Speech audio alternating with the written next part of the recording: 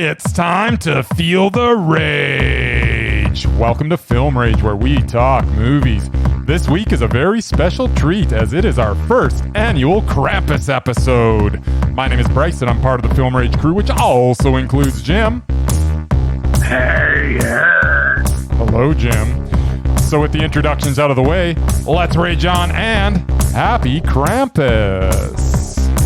Happy Krampus to you, my friend, and welcome to the first annual Film Rage Krampus special. This episode, we introduce one special Krampus movie. We each break down one of our favorite horror Christmas-adjacent films. We have a couple special Christmas horror rages, and then, just like Krampus, we eat some children, go to hell until next Christmas returns. Or we just eat some children-shaped cookies and pretend we are Krampus. We're just part of the holiday. Sounds kind of leaning towards the first part, but children are tasty. Illegal. They're tasty. They taste just like chicken. I didn't know that. Jeffrey Dahmer. All right, sir. Well, why don't we just get right into it? Get her done. Hey, that's festive. So we are going to kick it up with a little bit of streaming, Christmas style. We're opening with Fatman, just released on video demand. This is the story of a modern-day Santa Claus who has to make compromises so that he can continue to spread joy to all the good little girls and boys around the world, while also being hunted by a hitman hired by a precocious youngster that got a well-deserved lump of coal in his stocking for Christmas. The cast was darn near perfect, with Mel Gibson as Santa, Marianne Jean-Baptiste as Mrs. Claus, and Walton Goggins as the hitman. The concept of this movie was tremendous. I mean, come on. A kick-ass take-no-guff Santa, grizzled from the years, being hunted by a hitman hired by a spoiled kid that didn't get what he wanted for Christmas. That concept is pure gold. The execution, however, was hit and miss. I liked all of this movie, but loved none of it, I was frustrated, as things were happening too quickly without explaining the motivations of the characters. Everything seemed rushed somehow. Everything seems so rushed. Rush. That's Christmas. Especially the climax of the movie. The showdown between Santa and the hitman should have been epic. But just as most of this movie, it was over way too quickly without the proper evolution. This movie could have been a classic if they just had spent more time developing the characters and not rushing through every scene. This was truly wasted potential. I was so disappointed when the final credits rolled. I liked the movie, but I should have loved the movie. Makes it a meh. Interesting. I think we were channeling each other a little bit, because this had a great cast. Oh, perfect cast. Yeah. First off, the fat Jew hater, Mel Gibson. Although I hate him as a person, I do like his acting. Yes. Not sure how he got a career back for what he has done, yet Kevin Spacey is now pretty much disappeared. Granted. More time had passed when he came back. So if you're really itching for some Kevin Spacey, you've got about another 5 years. Well, I was just going to say, Spacey just had some recent lawsuits against him again, so I think that's probably why. And he did make 9 Lives, so that's unforgivable. Wow, and one is a criminal offenses that were committed, and the other one was you're just a racist bastard. Just a hate crime? Yeah. Oh, I'm sorry. A hate crimes aren't punishable. Yeah, it's whatever. Maybe not. Were any charges brought against him? Well, there should be. I'm not saying that there shouldn't. I'm charging him with being a racist Jew hater. Anywho, back to the great actors in this movie. Walter Goggins as the villain and Marianne Jean-Baptiste So good. As Ruth, a.k.a. Mrs. Claus. Yes. I love the idea of this film. I really hated the little annoying fucker character in this film. Couldn't feel the love for him at all. Nor were you supposed to. Yeah, but I didn't. There's a difference between he could have been creepy. Like, here's a perfectly good example of you've seen the movie North. Yep. Yeah. It's a fantastic movie. Elijah Wood, my creep crush, is in it. Yeah. And the bad guy in that, his best friend, the blonde kid, was stupendous. You hated him, but he was so amazing. This kid, I didn't like him, and I didn't like what he was doing. He just wasn't a great actor and didn't come off awesome. So he doesn't get any love. Well, fair enough. I thought he did his job. I hated him, and I was supposed to hate him. Well, I hated him for multiple reasons. One, his character, but I get over that easy. If someone does a good job of it, he did a great job. The film itself, I found it was super slow. The build, not really a lot of suspense through 3/4 of the film. Old Santa sex was awesome, though, including Mel's saggy breasts, which we got to see. Those were fantastic. Liked the concept a lot, but I found the execution was not as great as I was hoping. Yes. That sounds almost exactly what you said. Yes. The ending had a great big bang, but it took too long to get there. It needed some Santa kicking ass and punching dicks. Plus, they need to extend that last fight, too. I know. Or how about this? This didn't make any sense. So first off, they have the army at the North Pole. And this guy who's just some hitman goes and kills them all. And then at the end, he goes into the place where he's hunting all the elves and trying to get to Santa and all that. And there's, at the end, when he comes out of the barn and he blows it up, there's 2 elves that jump on him. Isn't there like 1,000 elves at the North Pole? Yeah, but those 2 elves sent him out the back. Remember, they want to save everybody. Right. But then it took them till the end of the movie before they showed up. You had to still fight Santa and Mrs. Claus. And then the other elves come sneaking out. It was kind of like the scene from The Wizard of Oz where I didn't have a problem with that. Come out, wherever you are. It's well known. It's well known that elves are pussies, and there was only 2 of them that had a set. I don't think so. If there's one, they're like a hive mentality. Have you seen the Frosty the Snowman, the elf in that one? Yeah. I also remember the elves in the. Have you seen it? Exactly. They were a bunch of wusses too. That was just Hermes. That was the rest of them were kick-ass. Whatever.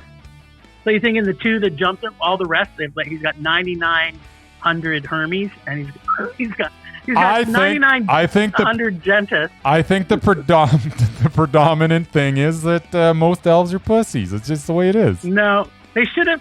Okay, so what I was expecting at the end was like the scene at the end in The Brood, where you have hundreds of little elves fucking some shit up.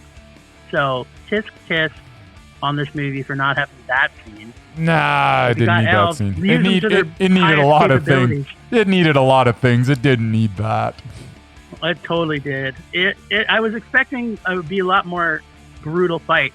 It gets a ho-ho, hold the mondo, supernatural meh. Ho-ho, hold the mondo. I like it. Best line, the fat man has an eye on you, kid. Yes. That was a good line. There were actually quite a few good lines in it. It's a fun movie. It's just my expectations were through. Like, after watching the trailer, I was like, okay, if they do this right, this is going to be a classic. And it didn't. Totally. It just didn't live up to that, which is disappointing because it's basically a can't miss concept, and they did everything they could to kind of miss, but it's still worth watching. Oh yeah. Oh my God, I saw it. Yes, sir. Do I wish it had a bit of difference? Yes, sir, I do. Absolutely. All right, sir. Well, from there, we're going to move on to a Krampus Christmas movie. What do you think of that? I could not be more excited because last year when we did our Christmas special, we've been mentally planning for this Krampus day for an entire year. Yes. And I could not be happier to know we're starting our annual Krampus special with one of the best Finnish horror movies of all time. One of the best? Rare exports. Yeah, there's not a lot of Finnish horror movies. I haven't looked into that. Right? There's not. So. But even if there was... This is still pretty damn good. All right, let's hear about it.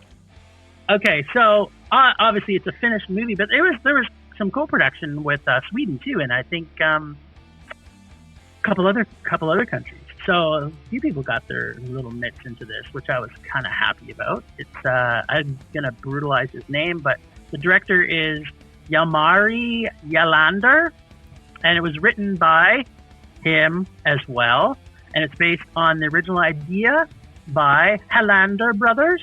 Mm-hmm. Stars Jorma Tomila, Omni Tormila, and Peter Jacobi. Close enough. That's about as good as you've ever pronounced anything. You've done good, I know. kid. I should be Finnish. You should be Finlish. That would be Finnish. I speak Finnish at the best of times. I am a Finlander. English. So this was Goonies meets Krampus Finnish style. Gotta respect 10-year-old boys running around in their underpants in minus 30, joining Daddy in the butcher shop as he chops up a pig. Nice. Yep. Respect Finland. Total respect. Yes. If you're going to make a motherfucking Krampus movie and you haven't got a 10-year-old boy running around in his underpants in minus 30, like, they just like, okay, Finnish people got balls. And this movie has a whole bunch of balls in it. Omni Tomila as Pietri is, again, one of these kids that falls into the 3%. A kid who is a creepy little fucker, but a fucking Krampus slayer, God among boys actor. I love Finnish movies at the best time, but horror are the best. And I love little Omni Tomila, motherfucking Sinterklaas. Yeah, he was brilliant.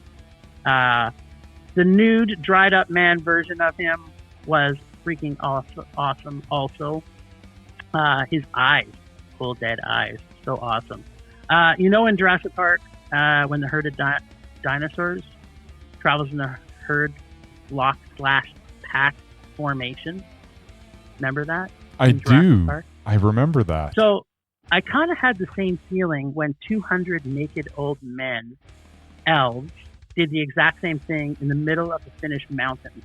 Covered in snow, it was a beautiful thing. I had a small tear fall from my eye as those 50, 60, 70-year-old naked Finnish men running in formation after their snack. It was, pretty teary-eyed for me. It really made me think Krampus has trained his elves very, very, very well. Cute little Omni, surrounded by hundreds of naked, creepy old elves, was a joyful, beautiful thing. Oh yeah, then they blew up Krampus. They did. It was so sweet. Spoiler alert. It even ended classic Goonies fashion, celebrating a money fine. There you go. Right? Yeah. Has a lot of similarities to Goonies in this.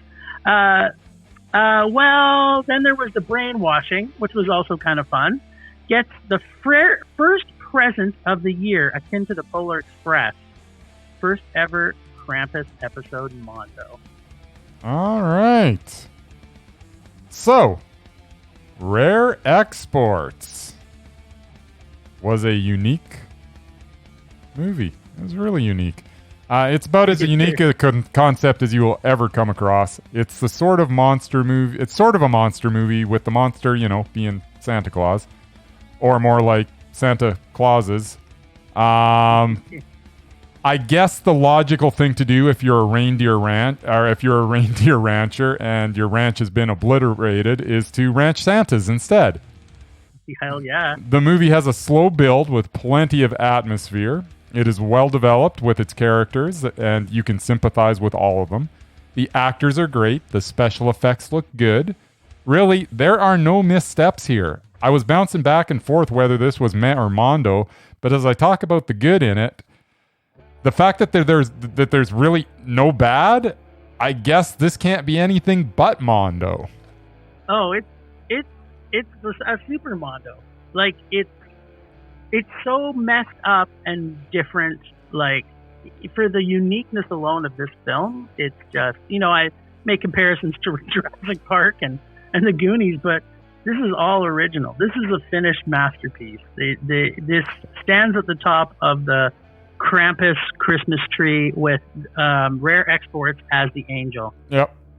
No, I really enjoyed it. I actually saw it 10 years ago, and I can't believe it, but I really didn't remember much about it. But after watching it again, I guarantee I'm not going to forget it again. I don't know what I was doing 10 years ago, but for some reason this one didn't stick out in my mind. As I was watching, I was like, oh yeah. And but it is just so good. So very good. It's funny because I saw it like 10 years ago too. Yeah. And it's another one of those things I was like, I remember liking it. Yeah, I remember liking it. Like, yeah. But at the time, 10 years ago, I was a different person. So now I can sit back and my love for Krampus has grown exponentially in 10 years. Exponential love of Krampus.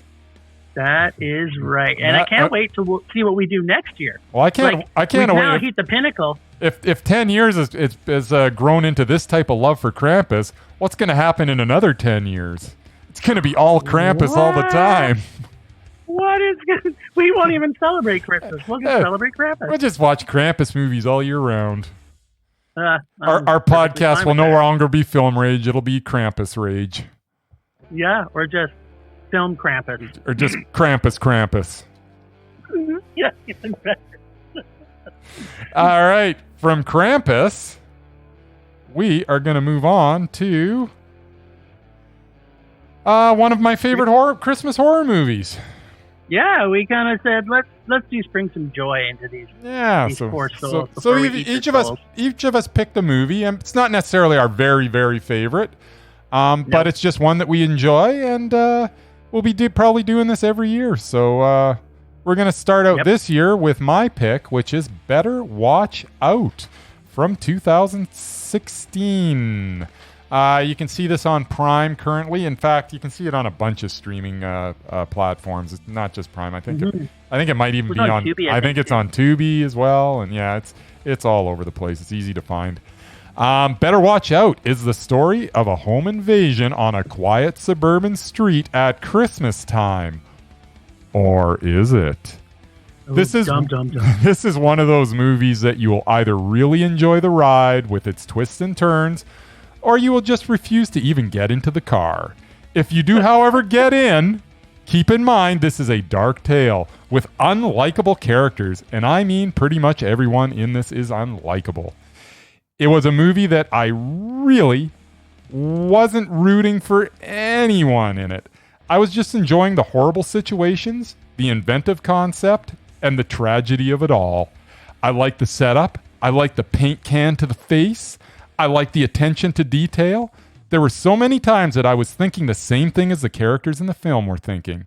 How are you going to get away with this? And as the film rolled on, they actually seemed to answer that impossible question. And it was answered to my satisfaction. This movie is not for everyone, but it was for me. It is Mondo. Sweet. I thought there was one character that was likable. Who's that? That was his little buddy, his friend. You thought he was likable? Yeah, I was. He was kind of, as the movie goes, he was kind of just going along because he wasn't sure what this guy was about, his friend. He had an idea. He had an idea, but he didn't think he could go like this, and so he started to have a heart a little bit through the movie as it started to go on, and you start to see it, right? So I thought the one character was okay. No. So I get the opinion that McGee saw this movie as a revenge flick to The Babysitter. Okay, so maybe not sure it had a similar feel to start. But if you think of the two movies together, it's almost like this was the proper, this was the flip side of The Babysitter. As we know, there are 3 classes of CLFs, aka creepy little fuckers. Mm-hmm. This one kind of sits in all 3 categories. A, this kid is so annoying at times, I just want to punch him in the face. B, I gotta respect his game. So he gets into the classification of adorable kids. You want to pinch their cheeks and tell them in a cute little voice, aren't you the cutest little serial killer? Who's the big boy? Who's the big boy? Squeeze your little cheeks. But mostly, he fits into the 3rd class, which is creepy little fuckers. Because that's exactly what this little sociopath is. So, super props to the kid who played the main killer guy, because he's the first kid actor that fits all 3 of my classifications of creepy little fuckers. That would be Levi Miller. There you go, Levi. You are now an anomaly in the film rage history. I did not know what to expect going into this, as this was a surprise for me. I hadn't seen this film. I found the kills original and true to its Home Alone quote-unquote influences. Had a few sloppy bits through the first part, but once it found its stride, it was running all the way to the bank to cash this little baby-sized Ted Bundy wannabe. Has a real nice holiday feel, and you and Grandma can sit down and relax, dude. Grandma, if you're looking down or up at me from wherever you are, I'm sure you would have helped me make gingerbread cookies, and we would have bonded over this great Christmas family-friendly Psycho Fest. Yes, aren't kids great? Trifecta for the first time ever, Mondo. Nice. All right, Jim. I what was truly enjoy. Yeah. No, it was a lot. It's just a lot of fun, and I was actually watching it with someone who did not like it at all, and I was like, "What?" So as I said, she didn't get in the car. She didn't go for the ride. I was in the car. I was enjoying the ride. Yeah, I truly enjoyed the ride. There was parts where I kind of wish that we did see things like the paint can. I was really expecting to see more. You know but then. Yeah, go ahead. I was going to say, but then I'm kind of glad they didn't. They didn't show it. I for some reason in my mind, I remember seeing a obliterated face the first time I saw it. And I'm trying to think, is this something that was cut out when they started streaming it everywhere? Or am I just remembering it wrong? Because sometimes your brain does that to you. You remember one thing and fills in the crack. Yeah. It's like, I always bring up this example because in the movie Reservoir Dogs, my father hated it because of the scene where Michael Madsen cuts off the cop's ear, right? Because he swears to God that Michael Madsen came in with the razor blade there, sliced off the ear, and it showed everything, every gruesome detail, and then he pulled off the ear and the whole deal. When in actuality, he approaches with the blade, the camera moves to the top, to the kind of the ceiling, and gives this weird upward angle, and all you hear is the cop screams. But I think that might have been the same case with me here, is that I just remember something happening, but that's not what actually happened. And I tried to explain that to my father when he was alive, and he's like, no, I saw it. So then I literally had to, grab the DVD and show him that part of the movie. He's like, well, they must have edited it different. I'm like, no, that's what it was in the first place. Yeah, they didn't do a director's cut for you, buddy. Exactly. Well, but that scene is very horrifying, right? Yeah. And the same thing with this movie. It's horrifying. So even though that visceral image isn't shown, you know what it was, and you create that picture in your head. Because I could have sworn I was waiting for it. I was like, okay, I know at some point they show his face, but they didn't. And they probably never did. The green paint. They showed the green paint, and then they showed the red. Yep. But it was well done. It was a nice delivery. I did fully enjoy that. That was a very nice Christmas present you gave me. A very nice Krampus present you gave me. Yes. All right. And what did you unwrap for Krampus? I unwrapped Dead End. And so I saw this a while ago, and I kind of forgot about it. And so when I was trying to go and find some Krampus films to watch, it was like, holy crap, I remember really liking this. Right. So on Christmas Eve, on their way to the in-laws, Frank Harrington decides to take a shortcut for the first time in 20 years. Turns out to be the biggest mistake of his life. I love Frank. Or is it? Or is it? Frank's awesome. Director-writer Jean-Baptiste Andrea Fabrice, and has some writing by Fabrice Canepa, maybe? Canepa, yeah, that sounds right. Stars Ray Weiss, Lynn Shay, and Mick Payne. Yep. I thought these actors are all pretty big acts. Like they're kind of B-list character actors. Yeah, they're character actors. But as soon as you see them, you know them. Oh, yeah. It's like, oh, man, what did I remember seeing him in? And then I had to go back and look at all this content. This has everything a fantastic family Christmas movie needs. It's got caroling in the car. It's got a trip to grandma's house. It's got low-budget, cheesy acting. Great cast of B-list actors masturbating by the side of the road as you pull over. Twilight Zone plot, idiotic, wisecracking teenage boy. It's got all the makings of a great Christmas trip to grandma's. I love the randomness of this flick and the complete unknowing of what the fuck is both going on and what is going to happen. All that being said, I kind of thought as I was watching it, I'm going back to the first time because it's just a rewatch for me. But as I was watching it, I kind of figured out the ending a long time before it because it's kind of not, I mean, it's a ghost story. You can't avoid the fact that it's a ghost story, and you kind of know. But I kind of like the way they kind of sprinkled things through it as you went on and as it comes to the end. Favorite part was when Mom fondled her exposed brain to almost orgasm and dropped dead. That was pretty good.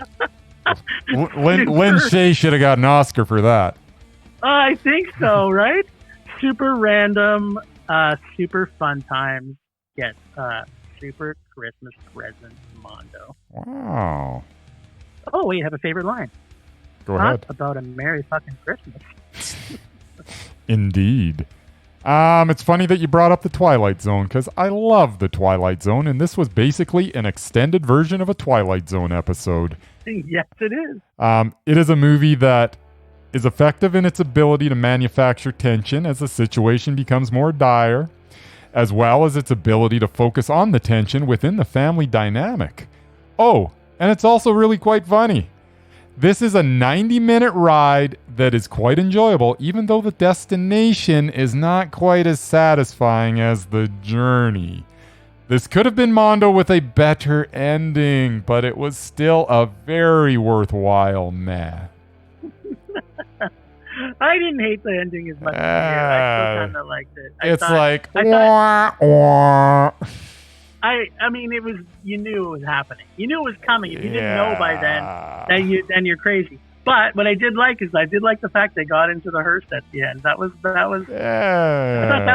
thought that was the way they had to end it. If they're gonna do like they did and went to the hospital, they had to end it like that. There was no way around it. They had to end it like that. But I mean, there's so many random things in this, and it's kind of the same as the one as kind of Better Watch Out. Right? Like there's no, it was a lot of fun. Randomness that's just like, I have no clue. Like when you're seeing this movie, you don't know where it's going to go, and then when you get there, you're like, It's one of those cases too where I'm sitting there watching the movie and I'm like, I really need to have a pad and a pen and a pad of paper beside me here because I really should have been writing down some of this stuff because some of the lines from it are hilarious.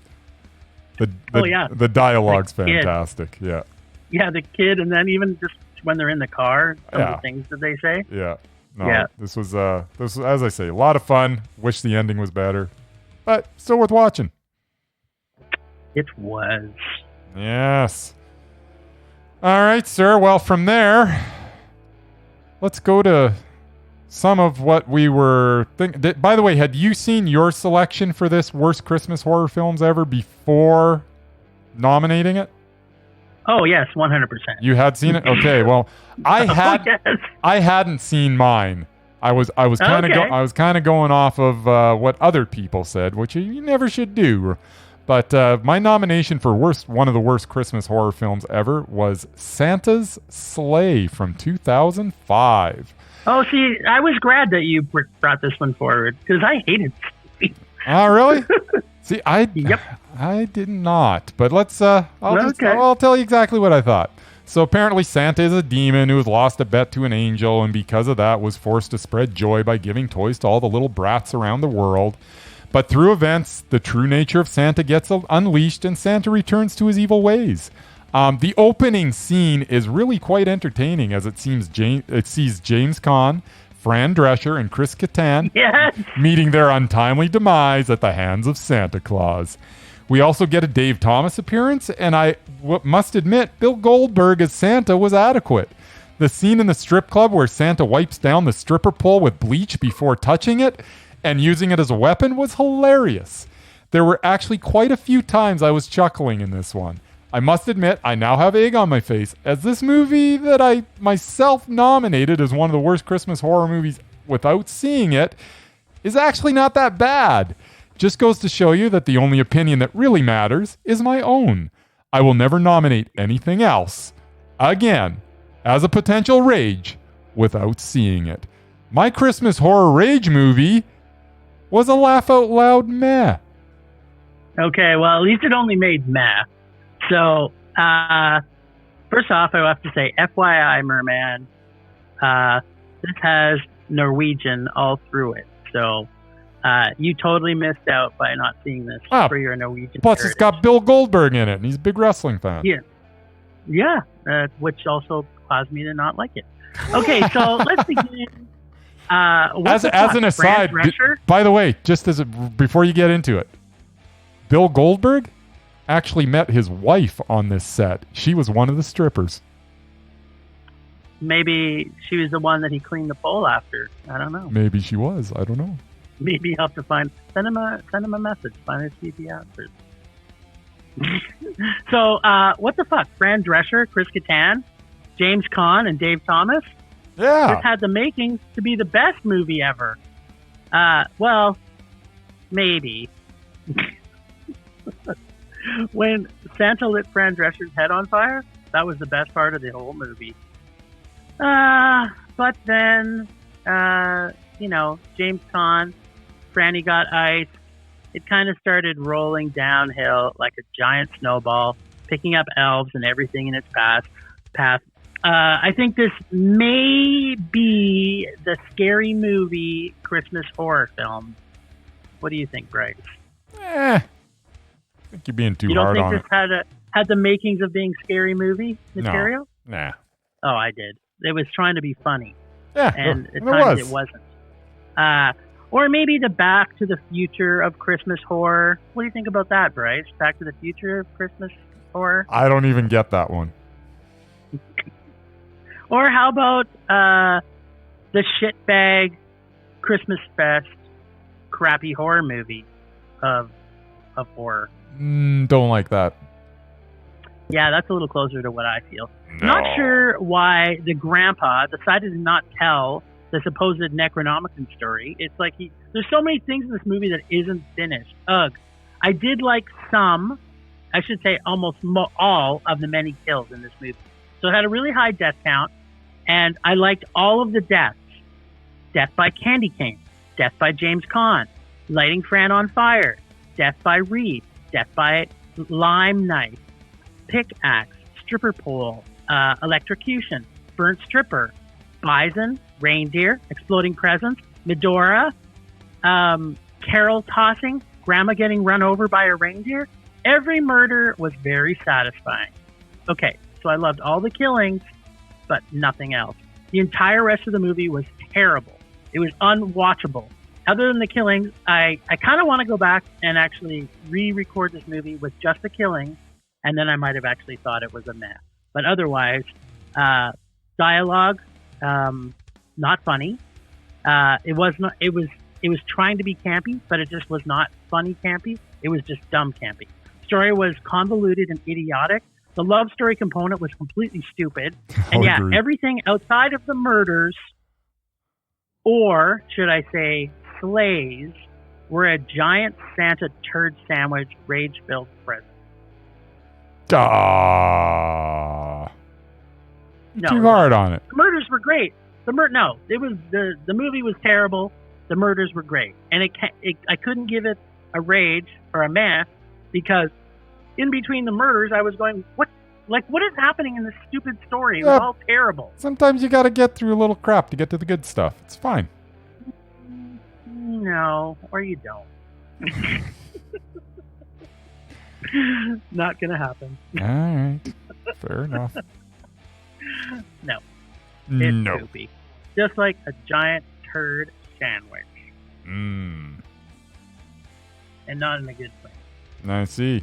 Well, All right. From there, so we move on. talk about one that we both, someone who brought the real joy Yes. to rage-filled Christmas. Yes. So, I brought forward Elves Yes, you did. from 1989.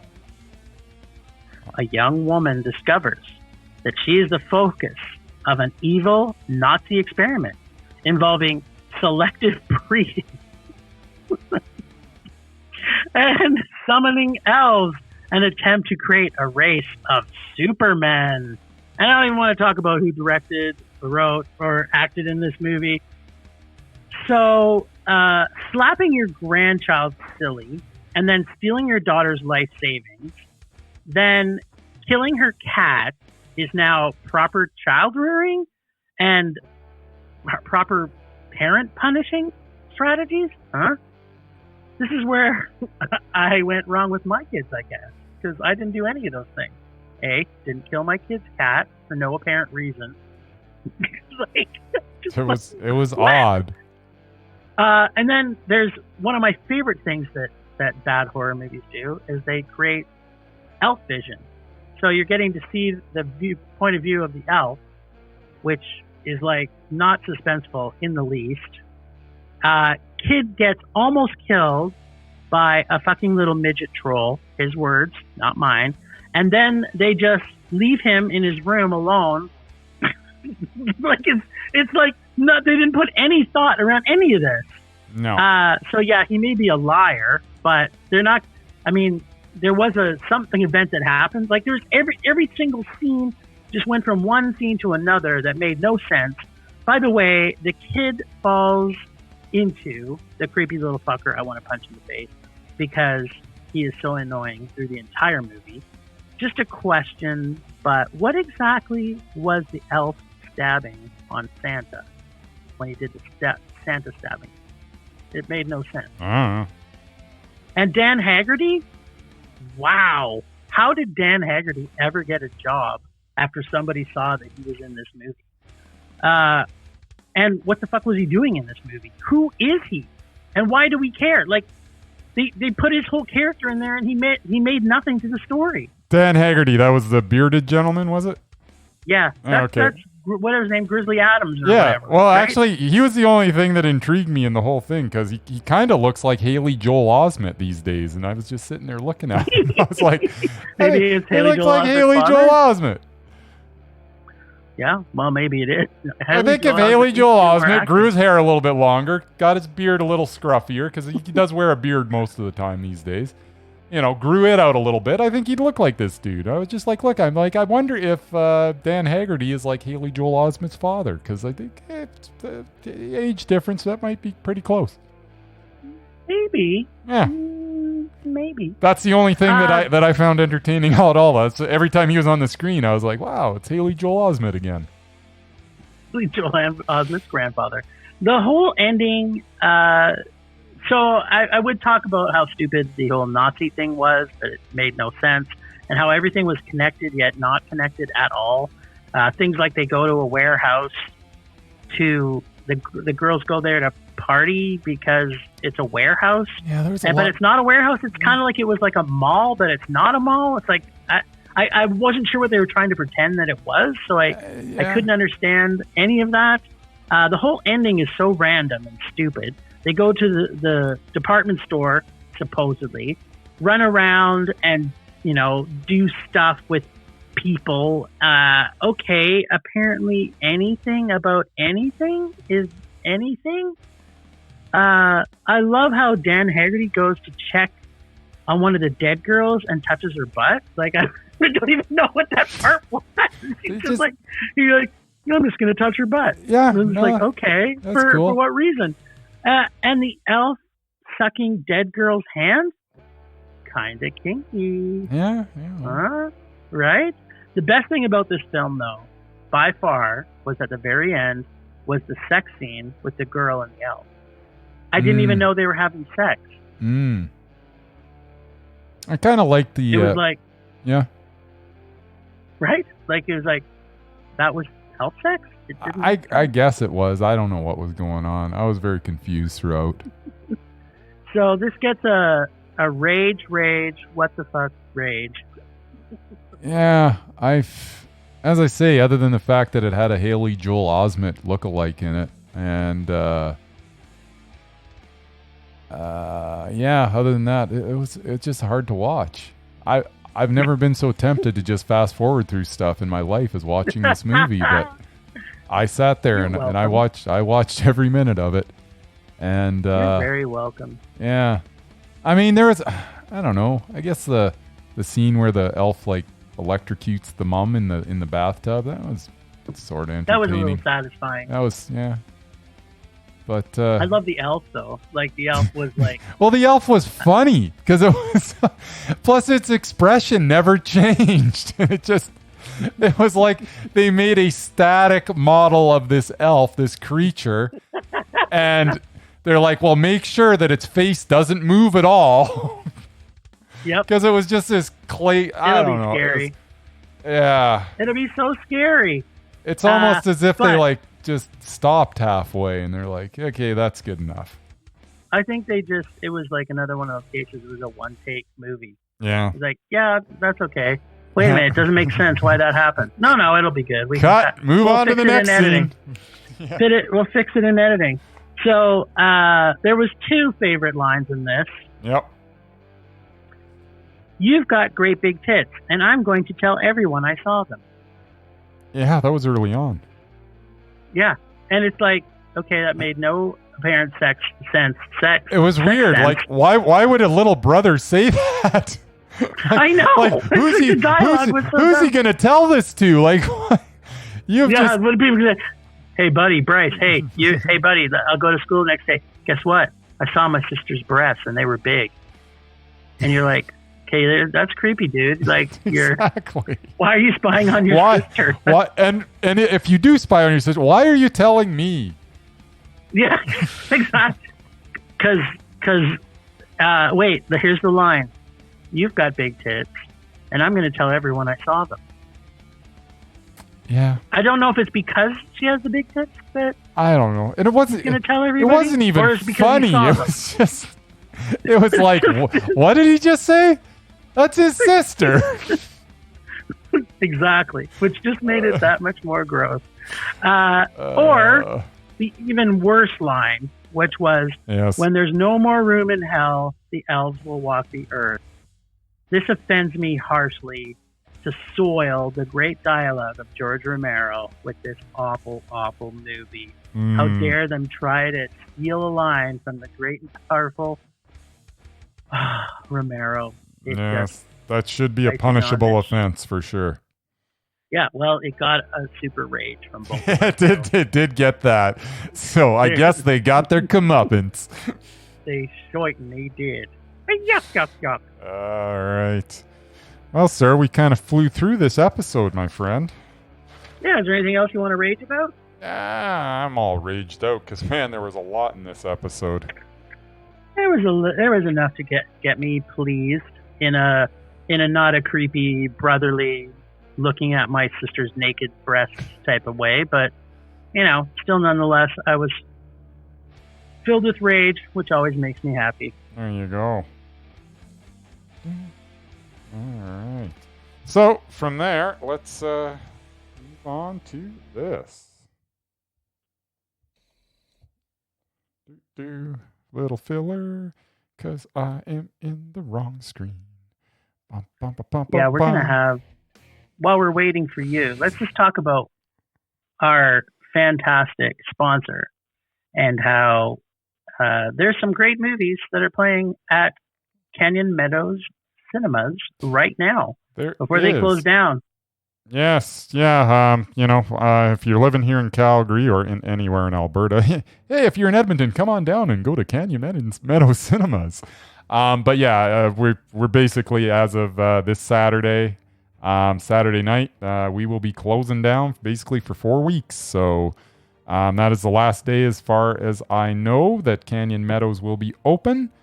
But if you rush, if you're listening to us on Wednesday night or Thursday morning, they're still showing a movie we just reviewed recently, Sound of Metal. And this movie is so worth checking out. And if you can see it on the big screen, it is really worth checking out. So you can go back and listen to our review of it. And if you listen to our review of it and that doesn't make you want to see it, then I don't know what to say. But Canyon Meadows is playing it right now. Canyon Meadows Cinemas. They're just playing it till tomorrow, though. So this being Wednesday night. Possessor. So same with Possessor, which was also a mondo for both of us. Yeah. So what is today? Wednesday the 9th. So Thursday, December 10th is your last time to see those two movies, Possessor and The Sound of Metal, on the big screen. Well worth checking out. Yep. And if you don't, then start renting them come Sunday. Yes, indeed. So,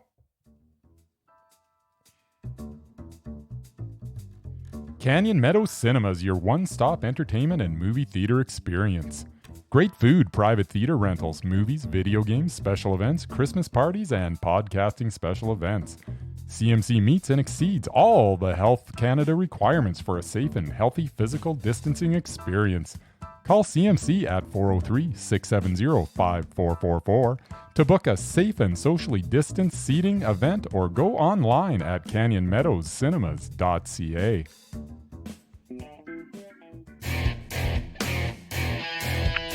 All right. Thanks, Ragers, for listening. Thanks to the extended Film Rage crew of Leonard Collin for his artistic vision and photography via Leonard Collin Photography. Listen to us on podcast streaming sites. Find us on all the social media at Film Rage YYC. Check out our website at filmrageyyc.com. We are always wanting your feedback to make this a raging blast for all listeners. So please comment often and please make us rage. Please. But before we close, reminder, next week we'll be somewhat back to maybe a regular episode, but we won't be seeing anything in theaters. We'll be watching the ever raged and dared Maverick. So come back next week to listen to that, plus a whole bunch more. Well, that's it for this week. Rage on. Rage on.